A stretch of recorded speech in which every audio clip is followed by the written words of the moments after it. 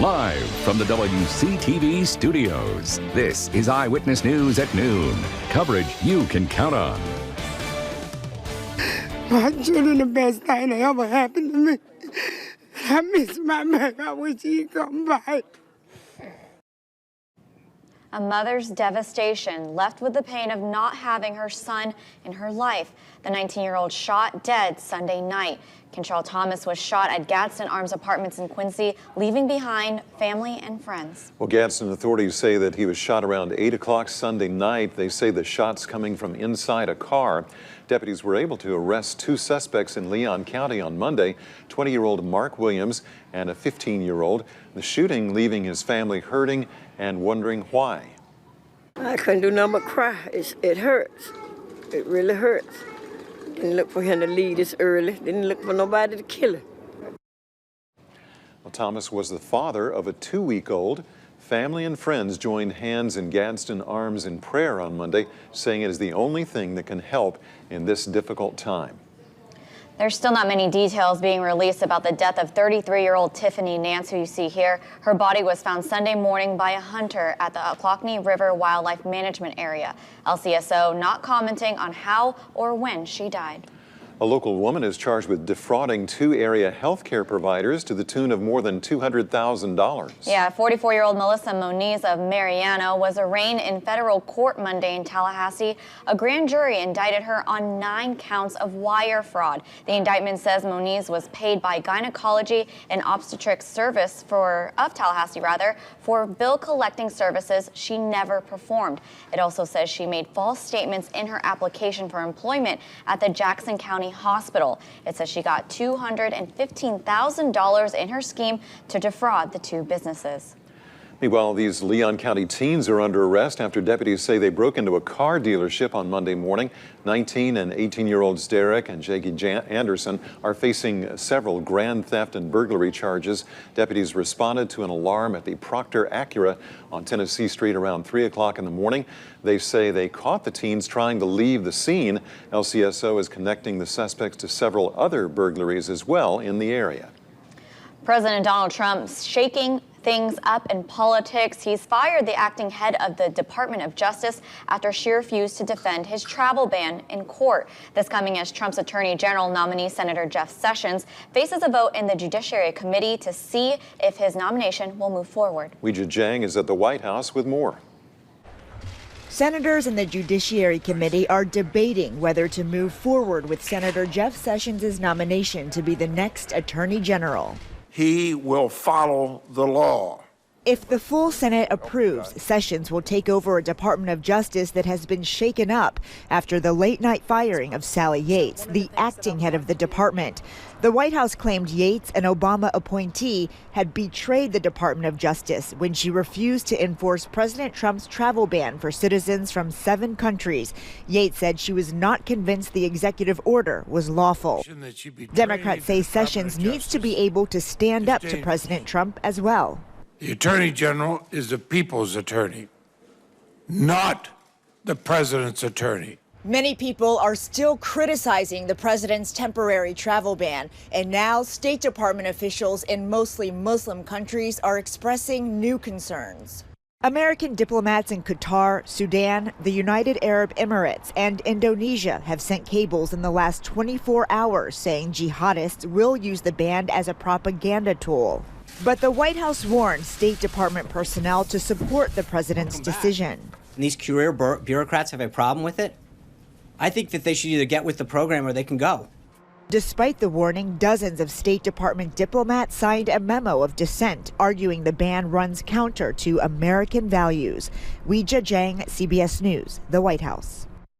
Well, the State Department's dissent channel was created back in 1971 as a formal way for personnel to express objections to White House decisions and department regulations, forbid retaliation, by the way, against those who sign on to a dissent.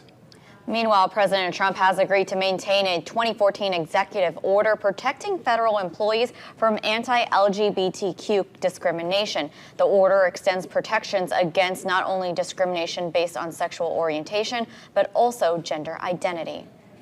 Well, happening right now, Governor Scott of Florida is unveiling his budget for 2017. Yeah, he's expected to give details on pay raises for correctional officers, tax-free sales days, including adding days for hurricane supplies and for veterans. The state's House Speaker and Senate President will speak on other money matters. We will have a full breakdown tonight at 5. Well, today is the last day to sign up for Obamacare. The Department of Health and Human Services pulled its advertising campaign promoting the end of open enrollment last week. That infuriated advocates and insurers who say the final days tend to attract younger and healthier consumers. People would sign up for coverage in 2017. As of December 24th, 11.5 million had enrolled. That's almost 300,000 more than the previous year. A public square in Bogota, Colombia became a meeting spot for pot smokers Monday. A group of demonstrators puffed away against a new law that would punish those who consume marijuana in public. The law says violators will be fined $66. Protesters say they are basically demanding the right to consume marijuana in a responsible way.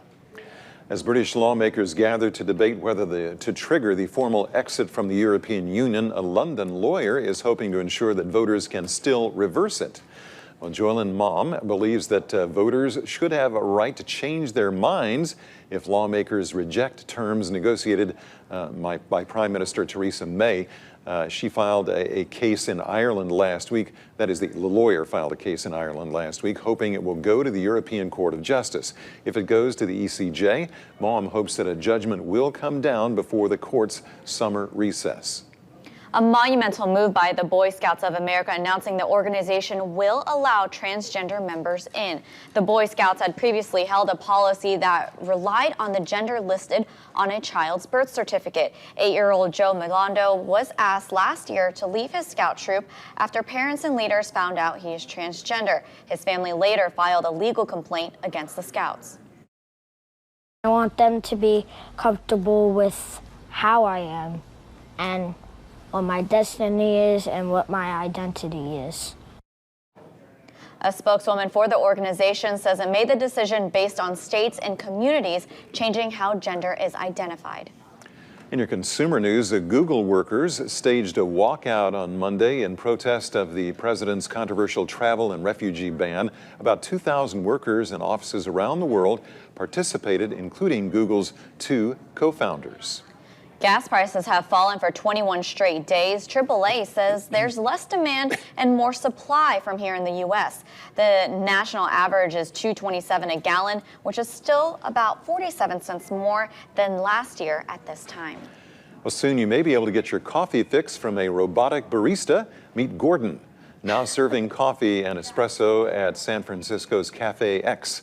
It makes up to 120 drinks an hour. Pretty fast. The robot grabs a cup, pumps in some syrup, grinds some beans before serving your drink in as little as 22 seconds.